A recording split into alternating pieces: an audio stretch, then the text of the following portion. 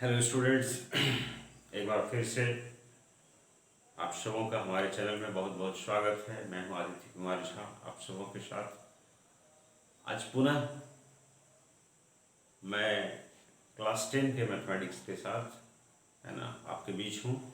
पिछले वीडियो में हम लोगों ने देखा था ट्रिगोनोमेट्रिक रेशियोज इन सम पर्टिकुलर एंगल्स पर कुछ सवाल हम लोगों ने किया था, और आज फिर से हम लोग जो है सो उसके कुछ और प्रश्नों को देखेंगे, ठीक है ना, सॉल्व करेंगे। तो हम लोग बिना देर किए शुरू करें। इसके पहले यदि आप हमारे चैनल पर नए हैं तो आप चैनल को लाइक सब्सक्राइब कर लें, बेल आइकन को दबा दें सो दैट कि आने वाले वीडियो का नोटिफिकेशन आपको मिलता रहे। एक रिक्वेस्ट है कि इस वीडियो को अपने दोस्तों को अधिक से अधिक शेयर करें, है ना, ताकि उनको भी जानकारी हो। चलिए आइए बिना देर किए हम शुरू करते हैं। एक प्रश्न हमने बोर्ड पर लिखा है, देखिए कि using the formula 10 2a is equal to 210a minus 210a upon 1 minus 10 square a। ये फॉर्मूला होता भी है, आप लोग इसको याद भी रख लीजिएगा। आपको कह रहा है कि find the value of 1060 degree, और एक चीज़ है गिवन 1030 इज गिवन 1/√3, ठीक है। तो 1060 डिग्री का वैल्यू आपको फाइंड आउट करना है यूजिंग दिस फॉर्मूला, ठीक है। तो और देखिए हिंट में दिया हुआ है कि गिवन है कि 1030 का वैल्यू दिया हुआ है, इसका मतलब 1030 का आपको यूज करना है। हिंट का यही मतलब हो गया। इसमें क्वेश्चन में है कि given 1030 is 1/√3, it means you have to use this angle, 1030 का उपयोग करना है। आप सिंपली देखिए, यदि हम यहाँ पर ए का वैल्यू हम 30 डिग्री ले लें तो ये 60 हो जाएगा, 1060 हो जाएगा, और यहाँ पर 1030 का उपयोग हो, क्योंकि यहाँ पर 2 है तो 2a है, इसलिए यह 60 डिग्री, 2 इंटू 30 60 डिग्री हो जाएगा, जबकि ये 1030 डिग्री हो जाएगा, और जिसका वैल्यू हमको पता है, ठीक है ना। तो हम लोग क्या करेंगे कि let angle A is equal to, हम लोग सपोज कर लेंगे, क्या सपोज कर लेंगे, ए जो है ए इज 30 डिग्री। तो ए यदि 30 डिग्री है तो हम इससे चलेंगे जो गिवन है हमारा। तो 10 2a यानी 10 2 इंटू 30 डिग्री, क्योंकि ए का वैल्यू हमने सपोज कर लिया 30 डिग्री है, तो हम इसको पुटअप कर देंगे उस वैल्यू को। 2 इंटू 10 है यानी 2 इंटू 10 30 डिग्री लिखेंगे, ठीक है। नीचे क्या लिखेंगे, जो फॉर्मूला में है 1 माइनस 10 स्क्वायर 30 डिग्री, ठीक है। ये हो गया। तो अब आप देख सकते हैं कि 10 2 इंटू 30 इज 1060 डिग्री, ठीक है। इंप्लाइज का साइन आप दे सकते हैं, 1060 डिग्री हो गई, ठीक है। 2 इंटू 30 तो 60 डिग्री हम कर दिए।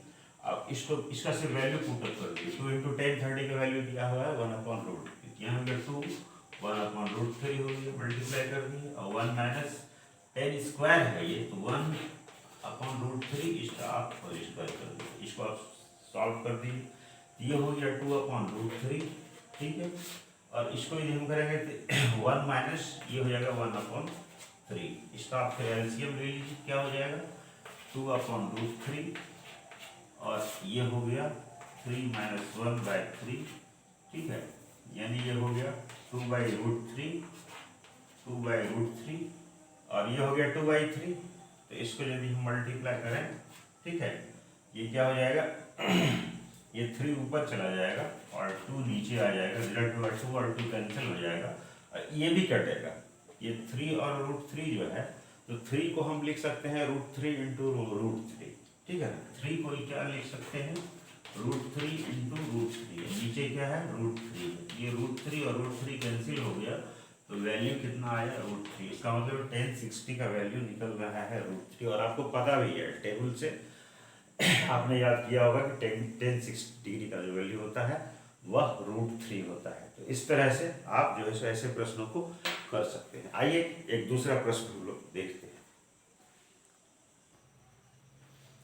तो देखिए एक दूसरा प्रश्न हमने बोर्ड पर लिखा है। इसमें क्या है कि एक ट्रायंगल दिया हुआ है, एबीसी एक ट्रायंगल है, जिसमें लिखा हुआ है कि एंगल बी इज 90 डिग्री।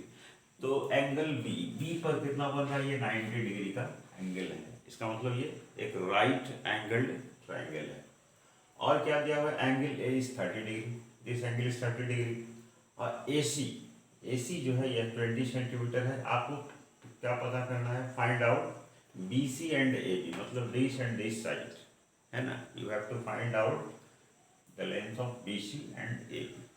तो एक बात होता है कि जब ये 90 डिग्री दिया हुआ है, इसका मतलब ये राइट एंगल ट्रायंगल, ठीक है ना। तो राइट एंगल ट्रायंगल है, तो इसमें आपको एक एंगल दिया हुआ है जो कि एक्यूट है, ठीक है। तो आप पढ़े हुए हैं कि जैसे हम ये एंगल हम लेते हैं, जैसे हमको यदि ये वाला चीज़ निकालना है, ठीक है, राइट एंगल ट्रायंगल के लिए यदि इस एंगल को हम लेते हैं तो इसके लिए ये परपेंडिकुलर हो जाएगा, ये बेस हो जाएगा, ठीक है। इस ट्रायंगल का ये परपेंडिकुलर बनेगा, ये बेस बनेगा।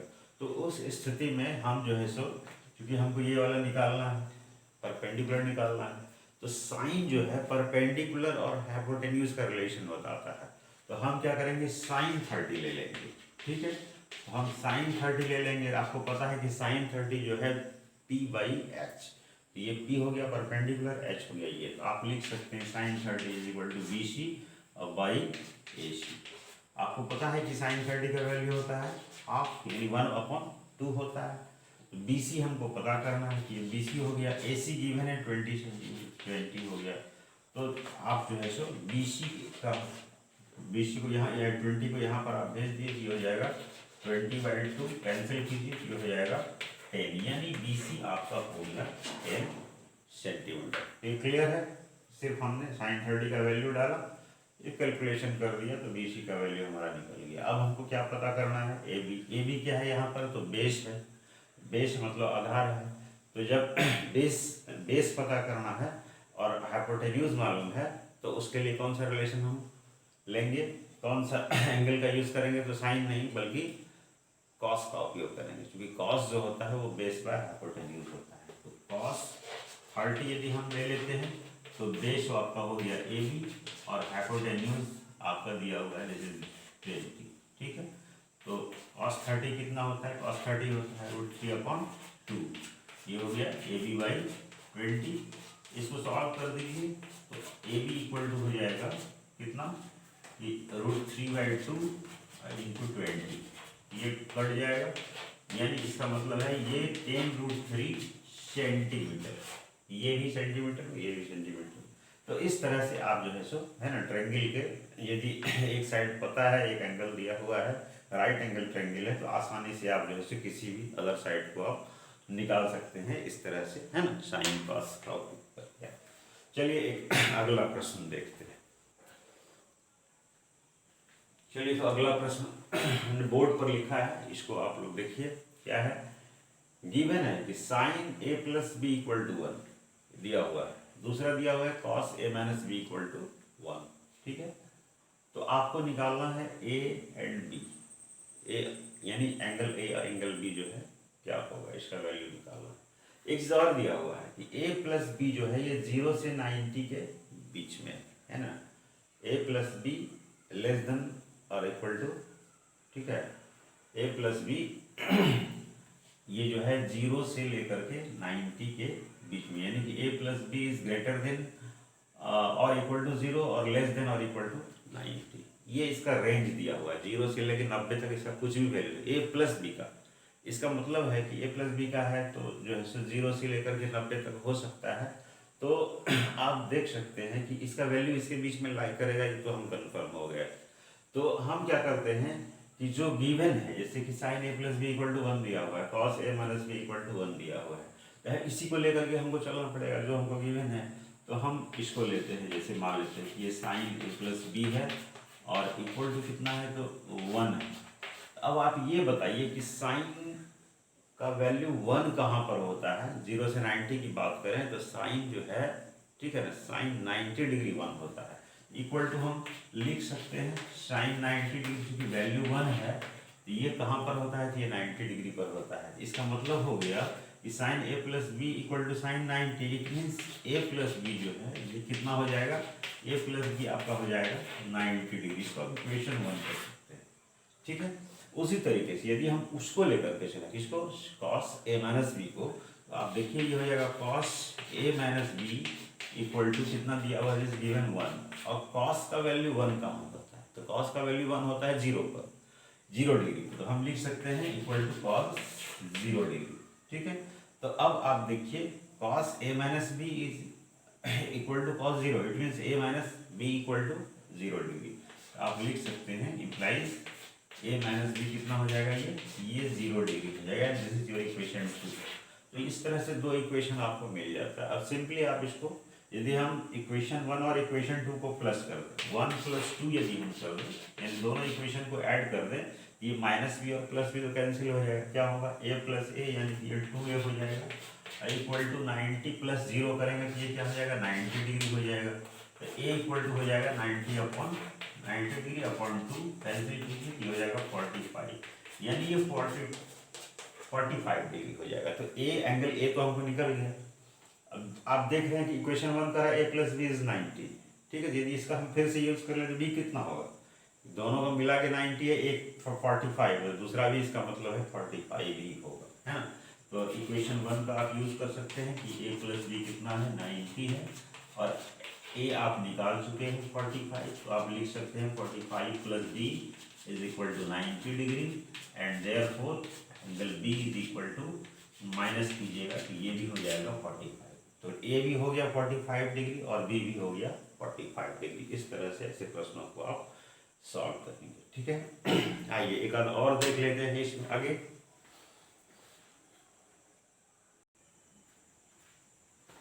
तो आइए देखते हैं जो प्रश्न हमने लिखा है अगला।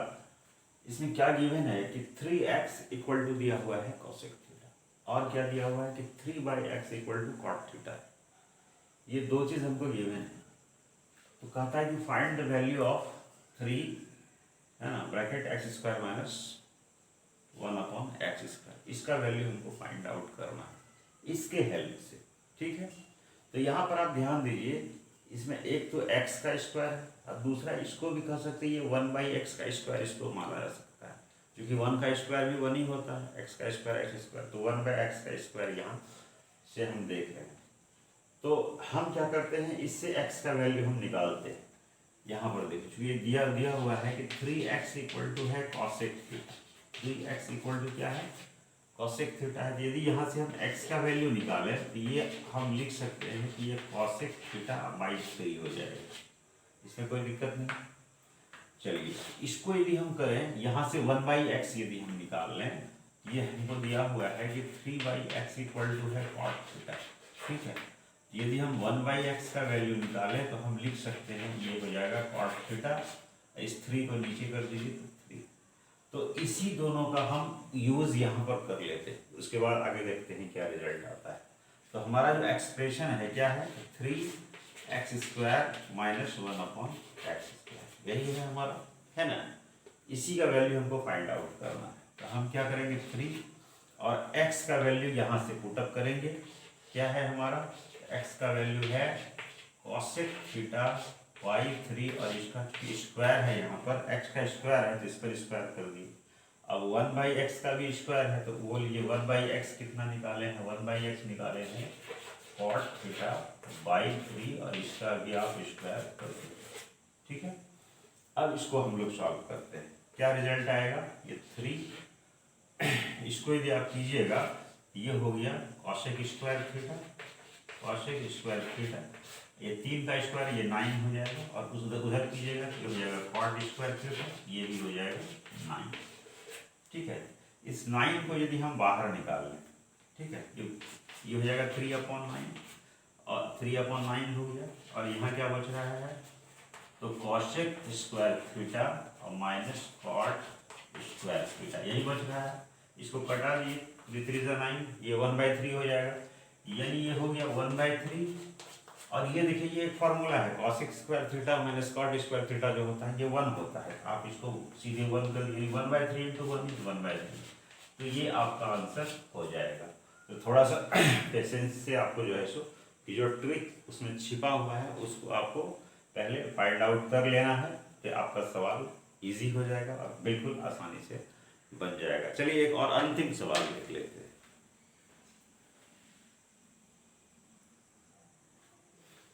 चलिए तो देखते हैं क्लास प्रॉब्लम क्या गिवन है।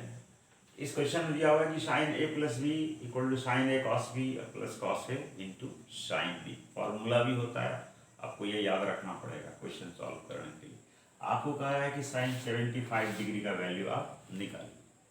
तो हम लोग जो क्वेश्चन कर रहे हैं मतलब क्या कहते हैं उसका जो थीटा, तो वह क्या करें, trigonometric ratio for some particular angles. हमने पहले ही बोल दिया कि इसका टॉपिक ये है, तो किसी खास एंगल के बारे में ही हम लोग पढ़ रहे हैं। तो आप ये सोच करके देखिए, जब भी हम ए और बी का वैल्यू हम सपोज करेंगे तो ऐसा वैल्यू हमको लेना है जो नॉन एंगल हो, जिसका वैल्यू हमको पता होगा। ऐसा नहीं लेना है कि जिसका वैल्यू हमको पता नहीं हो। नॉन एंगल्स, जैसे नॉन एंगल्स में आपका क्या क्या है, 0 डिग्री है, 30 है, 45 है, 60 है, 90, इस तरह। तो ऐसा वैल्यू लेना है कि कौन सा दो लें कि जोड़ने से हमारा कितना होना चाहिए, 75।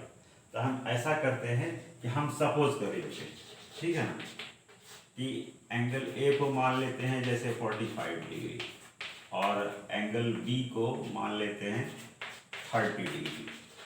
आप देखिए 45 और 30 दोनों नॉन वैल्यू है, तो इसका यदि हम इस दोनों को प्लस करेंगे 75 मिल रहा है। तो इस तरह से सोच करके आपको लेना है, ताकि आपको जब वैल्यू आप पुटअप कीजिए तो आपको कोई परेशानी नहीं हो।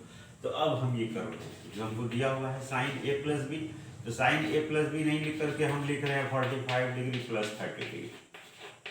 ए और बी हो गया हम जो सपोज किए। अब उसमें सिर्फ पुटअप कर दीजिए, जब साइन ए है तो ये साइन 45 डिग्री हो जाएगा, और ये कॉस बी है तो ये कॉस 30 हो गया, प्लस है फिर कॉस है तो फिर कॉस 45 डिग्री हो गया, और इनटू है साइन बी तो ये हो गया साइन 30 डिग्री। ठीक है, तो इस तरह से हम जो है सो एंगल को सेट कर देंगे। तो ये आपको पता है साइन 45 डिग्री का जो वैल्यू होता है, आपने याद किया होगा, दिस इज 1/√2, और cos 30 होता है √3/2, और उसी तरह से cos 45 होता है 1/√2। साइन 45 और cos 45 दोनों का वैल्यू समान होता है, इक्वल होता है। उसी तरह साइन 30 का हो जाता है 1/2। अब देखिए इसको सॉल्व कर दिए, ये हो गया, नीचे हो गया 2√2 और ऊपर में हो गया √3, क्योंकि 1 से मल्टीप्लाई करने से कोई फर्क नहीं पड़ेगा। ऊपर में यहाँ पे हो गया 1, ये हो गया 2√2। आप देखिए दोनों का बेस जो है वो सेम है, तो इसका एलसीएम लेंगे तो यही हो जाएगा 2√2 हो जाएगा, और ये हो जाएगा √3 + 1। तो ये आपका आंसर होगा, यानी कि साइन 75 डिग्री, साइन जो हमको निकालना था, ये साइन 75 डिग्री का जो वैल्यू होगा ये होगा √3 + 1/2√2। इस तरह का दूसरा भी हो सकता है कि आपको कहे cos 15 का निकालिए 15 डिग्री का, तो 15 इसी से निकल जाएगा। यहाँ पे क्या कर देंगे, है ना, 15 जैसे यदि कहेगा और cos का वैल्यू फार्मूला दिया हुआ रहेगा, ठीक है ना, cos में यहाँ माइनस हो जाता है, cos a cos b minus sine a sine b हो जाता है। तो 45 और 30 लेंगे, तो 45 - 30 यदि हम करेंगे तो 15 डिग्री हो जाएगा, और cos के फार्मूला पर सेट करेंगे तो cos 15 में निकल जाएगा। तो इस तरह से जो है सो हम इन प्रश्नों को कर सकते हैं। तो आज के इस वीडियो में बस इतना ही रहने देते हैं, फिर नेक्स्ट वीडियो में हम आपको है ना और इसकी अगली एक्सरसाइज के प्रश्नों के साथ फिर हम आपसे मिलेंगे। ठीक है, तब तक आप वीडियो देखते रहिए, स्टडी करते रहिए। Thank you.